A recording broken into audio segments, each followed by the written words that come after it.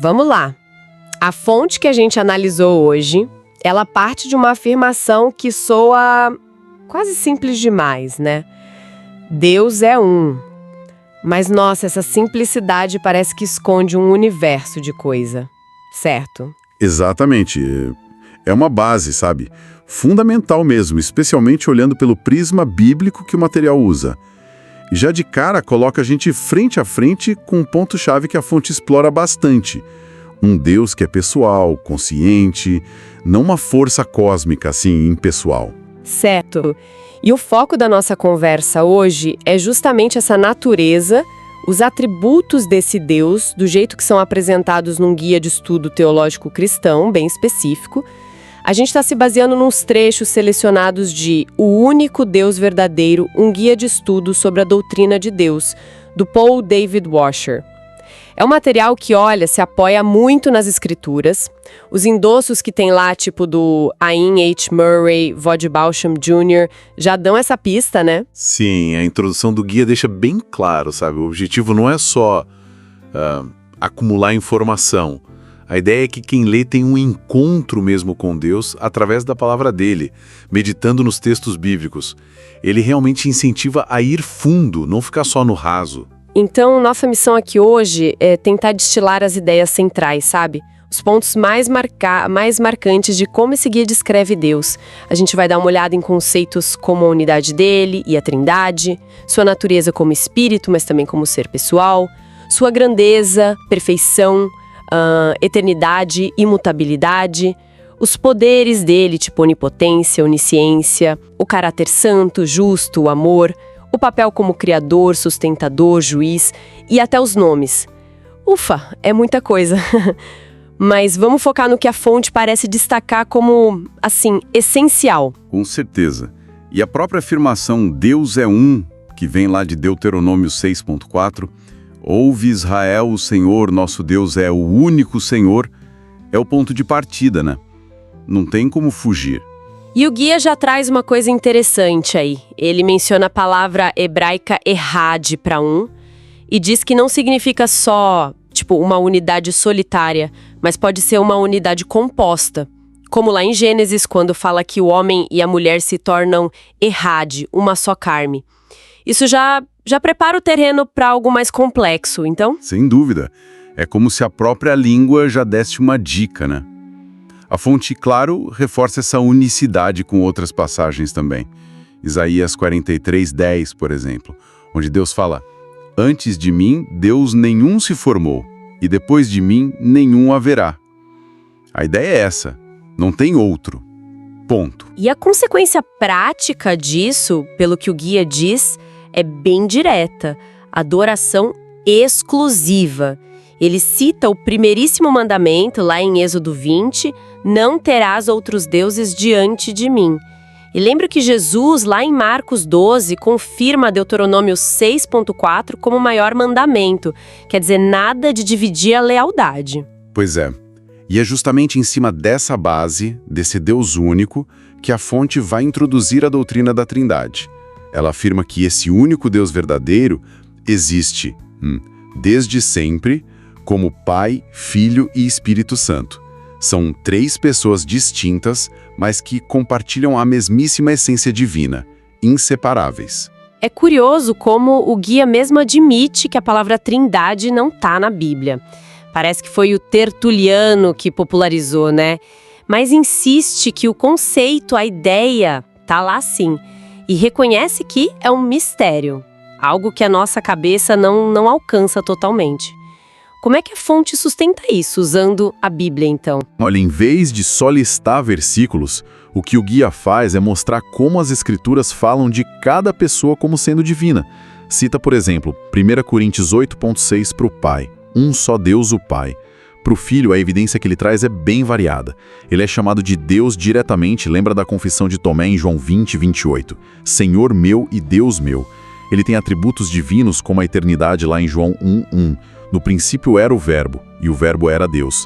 E até identificam ele com o próprio YHWH do Antigo Testamento. Entendi. E para o Espírito Santo, um exemplo-chave que o guia usa é Atos 5:3-4. Lembra? Ananias mente para o Espírito Santo, e Pedro fala na lata: Você mentiu foi para Deus. Ah, sim. Não é só uma lista, então. São tipos diferentes de afirmação que apontam para a mesma direção. É isso que a fonte argumenta? Exato. E o guia também aponta para textos que juntam as três pessoas. A fórmula do batismo em Mateus 28:19 é um exemplo forte. Batizar em nome, no singular, veja bem, do Pai e do Filho e do Espírito Santo. Um nome só, 3 pessoas. E a bênção lá de 2 Coríntios 13:13, que fala da graça de Jesus, do amor de Deus o Pai e da comunhão do Espírito Santo. Colocando os 3 ali, em pé de igualdade. Mas se são um só Deus, como é que podem ser pessoas distintas? Como o guia lida com isso para não cair naquela ideia de que são só, sei lá, modos diferentes de Deus aparecer? Ótima pergunta. O guia combate diretamente o modalismo, aquela ideia antiga, né? Que Pai, Filho e Espírito são só tipo máscaras ou modos diferentes do mesmo Deus agindo em momentos diferentes, e não pessoas distintas que existem juntas. Para mostrar a distinção, a fonte usa exemplos como o batismo de Jesus, lá em Marcos 1. Ah, sim. Ali você tem o Filho sendo batizado, o Espírito descendo como uma pomba e o Pai falando lá do céu. São 3 agindo ao mesmo tempo, de forma diferente. Faz sentido 3 atores em cena ao mesmo tempo, né? Isso. E também a promessa de Jesus em João 14. Ele, o Filho, diz que vai pedir ao Pai e o Pai vai enviar um outro Consolador, o Espírito. De novo, 3 pessoas distintas interagindo. Claro, a fonte também rejeita o oposto, o triteísmo, que seria crer em 3 deuses separados. Entendi. É uma unidade na diversidade de pessoas. O guia resume bem, eu acho. Deus é um em essência, 3 em pessoas. São distintos, iguais em divindade, mas podem ter funções diferentes na obra da redenção, por exemplo. É preciso crer nas 2 verdades, mesmo que o mistério fique. Aquelas ilustrações tipo água, gelo, líquido, vapor, a fonte acha que não ajudam muito porque podem levar para o modalismo, sabe? Ok. Essa tensão entre unidade e trindade é bem central mesmo. E aí o guia avança para outra característica, Deus é espírito, citando João 4:24. Isso me faz pensar, se Deus é espírito, invisível, como é que ele pode ser também pessoal, como o guia afirma logo depois? Parece meio contraditório, assim, à primeira vista. É uma tensão interessante, sim, que a fonte explora. Deus é espírito quer dizer basicamente que ele não é matéria, não tem um corpo físico. Isso explica porque a Bíblia usa antropomorfismos. Fala dos olhos de Deus ou dos braços. O guia vê isso como linguagem figurada para a gente poder entender um pouco, com a nossa limitação. Tipo o Salmo 91, que fala de se esconder debaixo das asas dele, é uma imagem de proteção, né? Não que ele tenha asas de verdade. E quais são as implicações disso, de Deus ser espírito? Primeiro, ele não pode ser confinado num lugar físico. Segundo, ele é invisível para a nossa percepção normal, né? Hebreus 11:27 fala disso. E, um ponto crucial para a fonte, ele não deve ser representado por imagens. O guia cita Deuteronômio 4, quando Moisés lembra o povo. Vocês não viram forma nenhuma quando Deus falou lá no Monte Horebe, justamente para evitar a idolatria.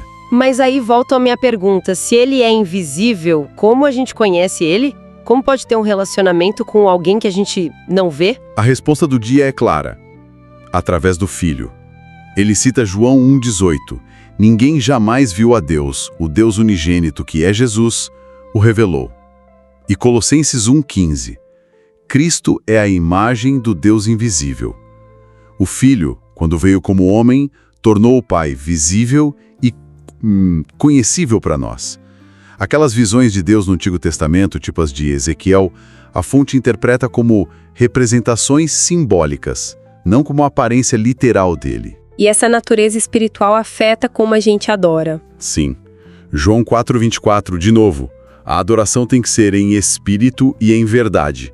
A fonte sugere que, em espírito, pode ser com todo o nosso ser interior, ou talvez no poder do Espírito Santo, e em verdade, aponta para a sinceridade, e principalmente para a adoração estar de acordo com a verdade que Deus revelou sobre si mesmo nas Escrituras. E mais, como Atos 17 diz, Deus não mora em templos feitos por mãos humanas. A adoração não está presa a um prédio, sabe? Entendi. Agora, sobre a pessoalidade. O que define Deus como pessoa, segundo o guia? Principalmente duas coisas: autoconsciência e capacidade de se relacionar. A fonte destaca Êxodo 3,14, o famoso "Eu sou o que sou". Ali é Deus afirmando a própria existência, a identidade dele. Ele também tem consciência de que é único, como em Isaías 45:21. Não há outro Deus senão eu. Uma pessoa também tem intelecto, vontade, o guia fala disso. Salmo 92, Romanos 11, está muito além da nossa capacidade, né? Isaías 5:5 deixa isso claro. A gente só consegue entender um pouquinho. E a fonte diz que isso acontece por 3 meios principais: a revelação que veio no Filho, a iluminação que o Espírito Santo dá, em 1 Coríntios 2, 11 e 12, e estudando a palavra dele, a Bíblia, Salmo 119. E mesmo assim, precisa ter humildade, Salmo 131, reconhecer que tem coisas que são só de Deus, Deuteronômio 29, 29. E a vontade de Deus, como fica? A fonte enfatiza que a vontade soberana de Deus sempre acontece. Provérbios 19, 21, Efésios 1, 11. Mas, e isso é crucial, essa vontade está sempre alinhada com o caráter perfeito dele. O guia ressalta o que Deus não pode fazer. Ele não pode mentir, Tito 1.2, não pode negar a si mesmo, e 2 Timóteo 2,13, e não tenta ninguém para o mal, Tiago 1,13. A vontade dele vem da natureza dele. A fonte apresenta a Bíblia inteira como a história de Deus buscando restaurar o relacionamento com a gente, né? Um relacionamento que o pecado quebrou, Gênesis 3, Isaías 59. Deus toma a iniciativa, Gênesis 3, 8, 9. Ele guia a história para que as pessoas procurem por ele, Atos 17, 26, 27.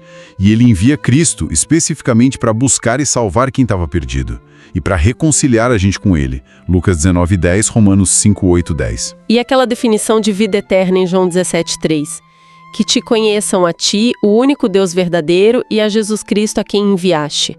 O guia bate na tecla que conhecer ali não é só ter informação na cabeça, é relacionamento íntimo. Exatamente. É um conhecimento de experiência, sabe? Relacional. E as implicações para quem entra nesse relacionamento são claras.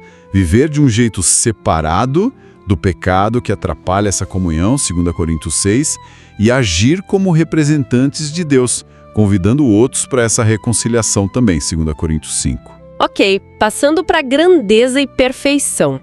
Depois de falar desse Deus pessoal, relacional, o guia parece querer nos lembrar da imensa magnitude dele, é isso? Sim, é um equilíbrio importante.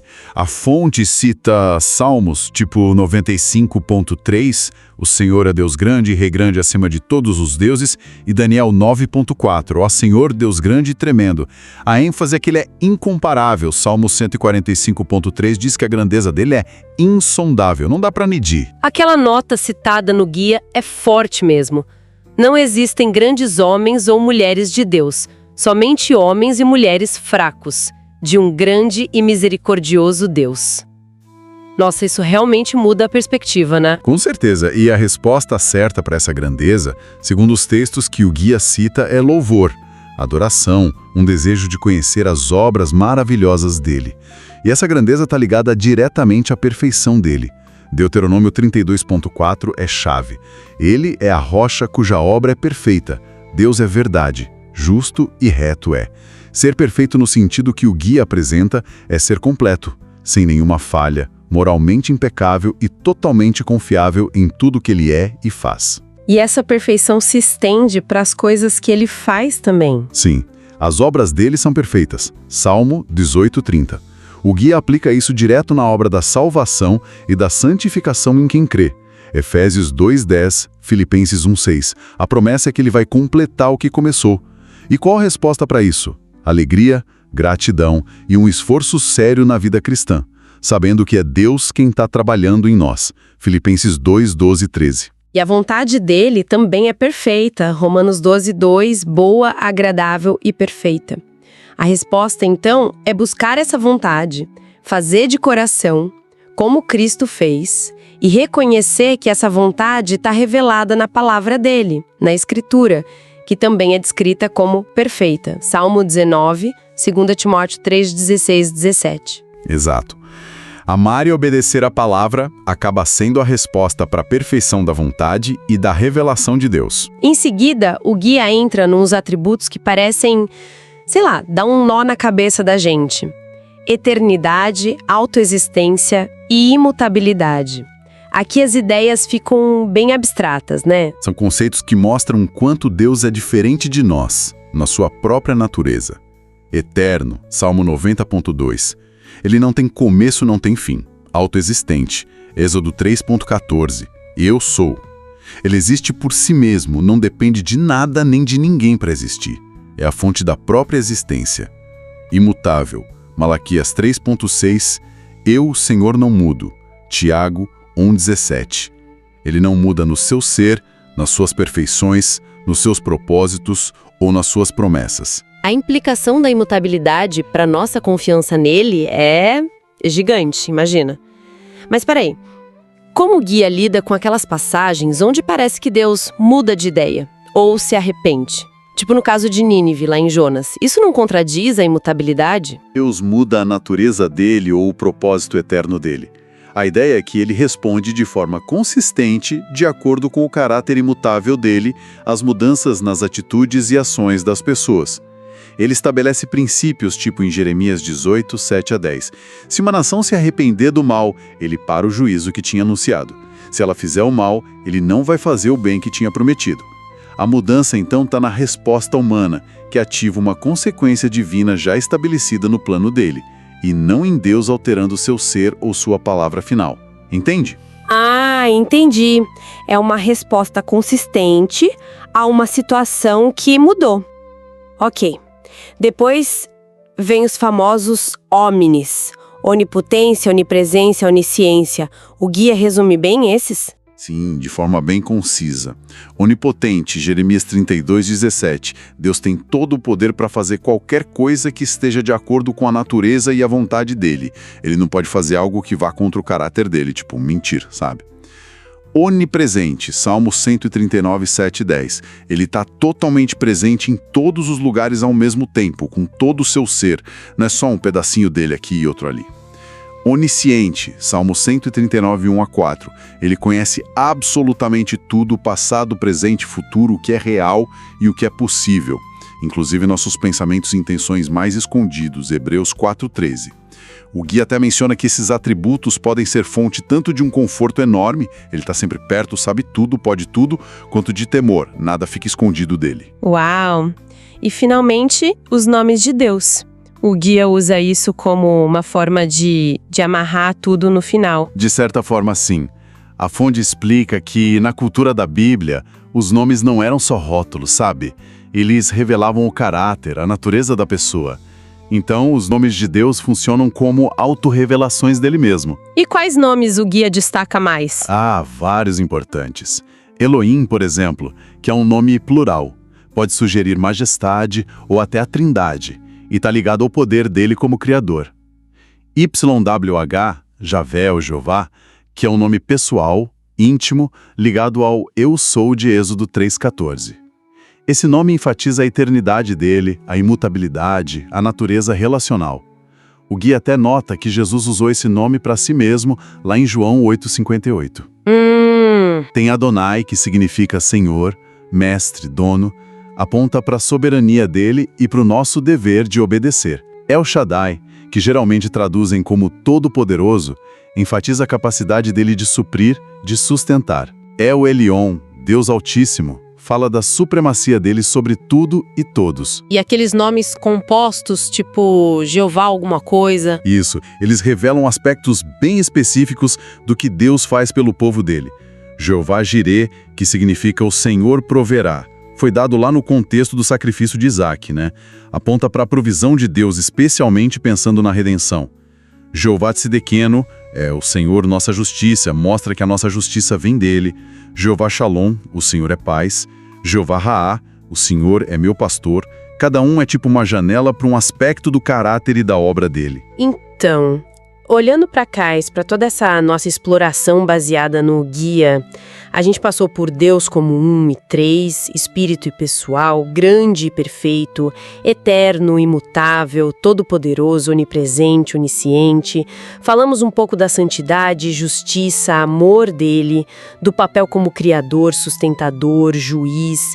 E vimos como os nomes dele meio que refletem tudo isso. O objetivo do guia parece ser bem profundo mesmo, não só informar, mas levar um encontro real com Deus através dessa revelação que está na palavra dele. Exatamente. E isso, sabe, levanta uma questão importante. Tem a ver com o próprio jeito do guia, que faz essa diferença entre conhecer sobre Deus e conhecer Deus pessoalmente. Pensando em toda essa riqueza que a gente conversou, a complexidade da Trindade, essa coisa do Espírito ser invisível, mas ao mesmo tempo pessoal, a imensidão da grandeza e da perfeição dele, a justiça e o amor existindo juntos, a soberania total e ainda assim o convite para um relacionamento. O que essa imersão toda no caráter de Deus, como está revelado nesses textos, sugere para a gente sobre como seria ou como deveria ser a profundidade e a natureza desse relacionamento pessoal com ele. Fica a pergunta, né? É uma pergunta que fica ecoando mesmo. Ou talvez, usando aquela analogia do Jim Elliff, que a fonte cita lá nos endossos, será que um estudo assim pode mesmo, como ele disse, corrigir a miopia na nossa visão de Deus? Talvez ajude a gente a enxergar um Deus muito maior, mais complexo e mais maravilhoso do que a gente imaginava antes? Fica aí a reflexão. Sem dúvida, é um tema que, nossa, convida a pensar muito.